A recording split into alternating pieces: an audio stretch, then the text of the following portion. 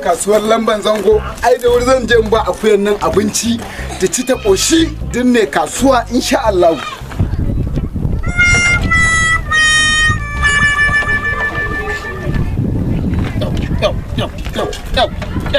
He kamfani don ubangi yanda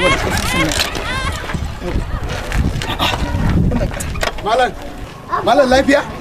Jani na daura akuya ina so in je in ci kasuwan kamfani ka zo ka kwance. Daman na ga wucewa ne.